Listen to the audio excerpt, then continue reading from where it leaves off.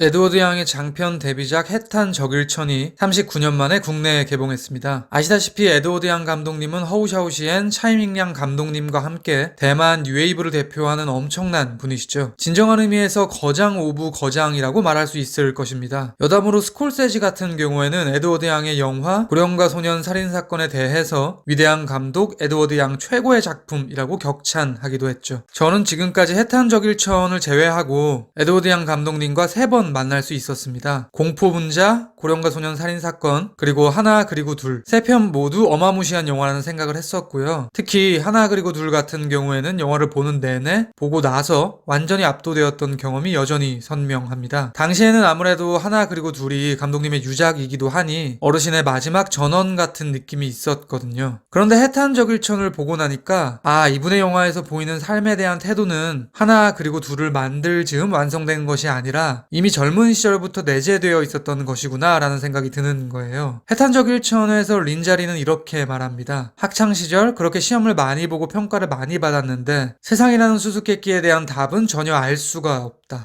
제가 보기에 에드워드 양의 영화적 과제는 린자리의 바로 이 대사에서 답을 찾을 수 있다고 생각합니다. 말하자면 세상이라는 부조리, 불가해함, 아이러니에 대한 인지와 극복. 이제 본격적으로 해탄 적일천의 내적인 이야기로 들어가겠습니다. 에드워드 양의 모든 영화가 그렇듯 해탄 적일천 역시 숏 바이 숏으로 분석해야 이 영화의 가치를 조금이라도 드러낼 수 있을 것 같다는 생각이 듭니다. 한 장면 한 장면의 세공술이 상당히 촘촘하고 정교하기 때문에 그런데요. 그런 관점에서 먼저 양해의 말씀을 드릴 것이 저에게는 모든 숏에 대한 분석 작업을 할 만한 역량이 있지 않기 때문에 영화에 대해 다소 헐거운 수준에서의 리뷰를 드릴 수밖에 없을 것 같습니다. 양해 부탁드립니다. 영화에서 동선, 그러니까 방향이 중요한 이유, 소리 혹은 언어가 중요한 이유, 파도, 피아노 조율의 의미, 그리고 이 영화가 지속적으로 인물들을 2명씩 짝짓는 이유에 대한 분석까지 해탄 적일천 끝장 리뷰 지금 시작합니다. 对我对你还好吧？今天晚上我不回家了，不要等我了。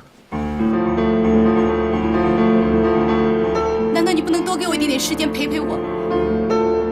我已经给你这么多了。 언급드렸듯 해탄 적일천은 아무런 이유 없이 직조된 숏이 없을 정도로 모든 장면의 밀도가 상당히 높습니다. 동선의 측면에서도 그런데요. 저에게는 특히 화면의 우측에서 좌측으로 혹은 좌측에서 우측으로 향하는 횡방향과 화면의 앞쪽으로 다가오거나 깊은 방향으로 들어가는, 그러니까 관객과 반대 방향으로 향하는 종방향의 역할이 흥미로워 보이는 거예요. 그것이 더욱 인상 깊었던 이유는 각각의 방향이 의미하는 것에 대해 함부로 일반화를 시킬 수 없다는 이 영화의 형식 때문이었습니다. 물론 저의 해석을 영화 속 모든 동선에 다 끼워 맞출 수는 없겠지만 그럼에도 불구하고 다소 무리한 의견을 밀고 나가보겠습니다. 영화에서는 횡방향과 종방향이 명징하게 대조를 이루고 있는 것처럼 보입니다. 예를 들면 린자리의 오빠 자서는 결국 아버지가 정한 정략 결혼을 결정하게 되죠. 그는 어찌할 수 없는 무력감 때문에 공터로 나와 벽에 공을 던지며 홀로 캐치볼을 합니다. 화면의 우측에서 좌측으로 공을 던지자 튀어나온 공은 좌측에서 우측으로 되돌아오죠. 영화는 이러한 수평 방향의 왕복 운동을 린자리의 시선을 빌려 우두커니 지켜봅니다. 다음은 종방향의 예를 들어보겠습니다. 동기들과 미식축구를 하던 자서는 여자친구인 탄 웨이칭을 향해 화면의 앞, 그러니까 관객의 방향으로 걸어옵니다. 린자리도 이곳에 곧 도착하기로 되어 있는데요. 그녀 역시 이들에게 다가올 때 남성 무리를 뚫고 화면의 앞쪽으로 걸어오죠. 이 두 개의 동선을 도식적으로 이분화해 보겠습니다. 만약 이 동선에 결혼은 사랑하는 사람과 해야 한다라는 교과서적인 명제를 집어넣는다면 이렇게 나눌 수 있겠죠. 횡방향은 사랑 대신 실리를 택한 지독한 현실의 수능을 하는 방향일 것이고, 종방향은 사랑과 낭만이 넘실대는 아름다운 결과에 기결될 수 있는 방향일 것입니다. 그런데 후에 영화에서는 각 방향의 역할이 전복됩니다. 예를 들면 오빠와는 다르게 사랑을 선택한 린자리와 더웨이 부부는 찬란한 미래를 그리며 해변을 따라 걷는 장면이 나오는데요. 분명히 그들은 이상화된 사랑의 결실을 이룬 것인데 이때의 동선은 앞서 부정적 의미로 사용되었던 우측에서 좌측이죠. 또한 더웨이에 대한 불안감에 린자리는 그가 일하는 현장으로 찾아갑니다. 그녀를 발견한 뒤 굉장히 불쾌한 표정을 지은 더웨이는 화면의 앞을 향해 걸어옵니다. 마찬가지로 앞서 긍정적 의미로 사용되었던 종방향이 이번에는 부정적인 뉘앙스를 띠는 것이죠. 제가 보기에 이렇게 하나의 동선이 하나가 아닌 두 가지 의미를 갖는 양가성을 머금은 형식은 해탄저길천의 핵심처럼 보입니다. 왜냐하면 이 형식은 영화의 이야기 혹은 주제와 맞닿아 있기 때문입니다. 사랑이라는 관점에서 보았을 때 해탄저길천은 기존의 스테레오타입의 결말을 완전히 배반하는 영화라고 말할 수도 있겠죠. 우리가 지금까지 지속적으로 마주해온 드라마, 영화, 책에서는 대부분 현실의 장애물을 극복하고 사랑을 쟁취한 린자리의 선택에 손을 들어줄 것입니다. 마치 그것이 정답이라는 듯 말이죠. 사랑에 실패하고 현실에 순응해버린 자선의 삶. 사실상 정확하게 영화에서 린자리와 대척점에 있는 것은 웨이칭이겠죠. 아무튼 자선과 웨이칭은 실패한 인생이라고 치부할지도 모르겠습니다. 그런데 해탄저길천은 그러한 뻔한 이야기를 따라가는 듯 하더니 어느 순간 모든 것을 뒤집습니다. 린자리의 결혼 생활은 생각보다 녹록치 않았고 자선과 웨이칭은 그런대로 현재에 적응하면서 당시의 과거는 아무것도 아니었다는 듯 살고 있죠. 심지어 영화에서는 자선과 이별을 하면서 웨이칭이 오케스트라에 들어가게 된 것으로 묘사되는데요. 이에 대해 그녀는 현실에 굴복했기 때문에 지금 어마어마한 피아니스트가 되었다 말할 수도 있을 것입니다.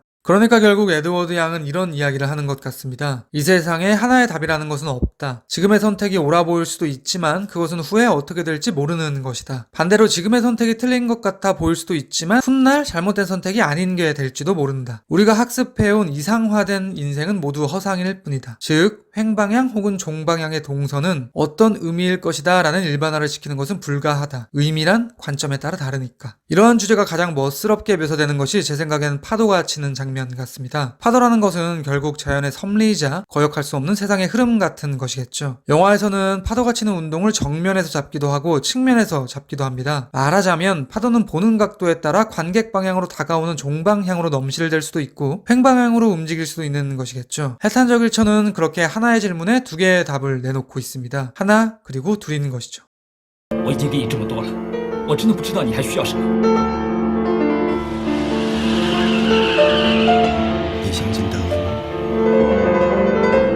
我只想问你，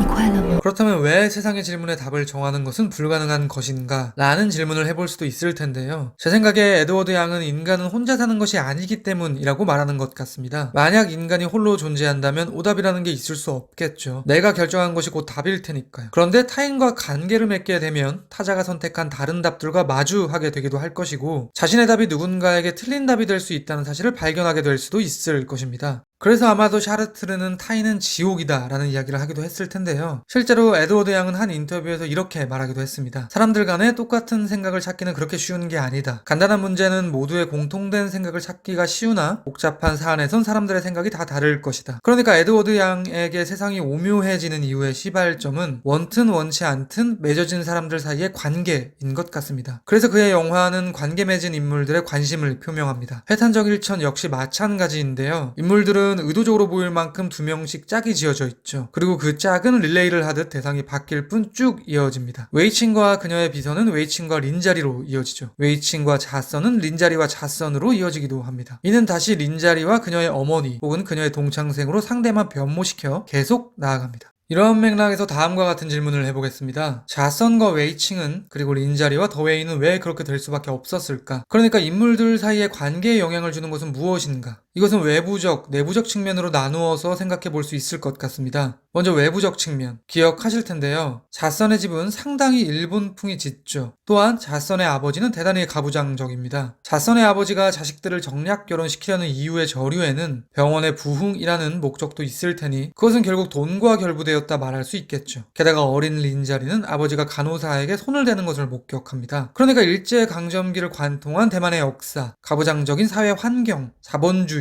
한 남성의 동물적 본능 등등의 인간사에 발생하는 복잡 다단한 환경들을 영화는 그리고 있죠. 말하자면 이러한 것들이 자선, 웨이칭, 린자리, 더웨이라는 개인들의 영역에까지 서서히 침투해 균열을 일으키고 있다고 말할 수 있을 것입니다. 다음은 내적인 측면에서 인물들 간의 관계에 작용하는 요소를 말씀드리겠습니다. 이에 대해 영화는 언어의 문제를 거론합니다. 그만큼 언어는 강력한 힘을 가지고 있다는 뜻일 텐데요. 언어라는 것은 결국 인간이 내는 소리입니다. 그래서 해탄저길천은 언어의 힘을 드러내기 위해 소리의 힘을 보여주는 방식을 택하기도 합니다. 현재의 소리가 과거 회상 장면에 스며든다든지 반대로 플래시백 속에서 존재하던 소리가 현재로 난입하기도 하죠. 즉 소리라는 것은 현재와 과거를 연결시켜 동시에 영향을 주는 거대한 힘을 가진 요인이라는 표현일 것입니다. 또한 영화는 동일한 음악을 다른 관점으로 들려주기도 합니다. 웨이칭의 피아노 조율을 위해 연주하는 음악은 아름다운 클래식이었지만 린자리의 아침잠을 깨우는 소리이거나 혹은 아버지의 엄격한 가풍에 따라 어린 시절 억지로 들어야 하는 것이라면 그것은 소음일 뿐이겠죠. 언어는 결국 인간 간에 오고 가는 말이기도 합니다. 그러한 관점에서 더웨이를 경유해서 보면 흥미로운 지점이 있는데요. 대학생 시절 더웨이는 말이 없고 수줍음이 많은 것이 매력인 사람이죠. 착실하다고 평가되기도 합니다. 그러니까 젊은 시절의 더웨이에게 말은 장점입니다. 그런데 사업을 하게 되고 자본주의라는 세상에 거역할 수 없는 쳇바퀴에 휘말리면서 그는 화를 낼 때는 말을 많이 하고 소통해야 할 때는 말을 하지 않는 언어 사용의 실패자가 되어버리죠. 그렇게 언어의 오용은 부부의 관계를 해치는 여러 요인 중 하나로 작용합니다. 해탄저길천은 왜 두 여인의 대화로 본격적인 영화에 들어갈까? 결국 그것은 대화의 힘을 믿고 있기 때문일 것입니다. 그런 관점에서 웨이칭이 기사분에게 피아노 조율을 요청한 뒤에 그녀들의 대화가 시작된다는 설정도 흥미롭더라고요. 언어의 조율 필요성에 대한 비유로 보였거든요. 그렇게 두 여인은 대화를 마치고 헤어집니다. 웨이칭의 나레이션에 따른다면 린자리는 뭔가 성장한 것처럼 보이기도 하죠. 그녀들에게는 더 이상 바다에서 건진 시체가 더웨이였는지 아닌지는 중요하지 않습니다. 답을 찾는 것은 의미가 없다는 것을 알고 있으니까요. 영화의 마지막 장면은 혼자가 되어 걸어가는 린자리의 뒷모습입니다. 에드워드 양의 세계에서처럼 인간은 타인과 관계를 맺으면서 세상이 수수께끼로 변하는 존재라는 관점에서 본다면 지금 혼자가 된 그녀는 무엇인가로부터 해방된 것처럼 보이기도 합니다. 저는 해탄저길천의 이 마지막이 정말 아름답더라고요. 비관적이고 회의적이고 어떻게 보면 허무주의적이기까지 한 관점으로 세상을 조명하고 있는데 이상하리만큼 희망적이고 자유롭고 안온해 보이니까요. 문득 카탈로니아 창가에서 이념의 부조리와 스페인 내전의 아이러니에 대해 지속적으로 역설하던 조지 오웰이 그러니까 마치 세상이 잘못되었다는 듯 설파하던 남자가 총에 맞아 사활을 다투는 상황이 되었을 때 무척이나 마음이 드는 세상이었다라는 생각을 하며 죽음을 아쉬워했다는 문장이 떠오르기도 합니다. 그것은 왠지 삶의 끝자락의 병상에서 자선이 느낀 어떤 벅차오름과 동일한 것은 아닐까 싶기도 했거든요. 지금까지 해탄저길천에 대한 헐거운 리뷰였습니다. 들어주셔서 감사합니다.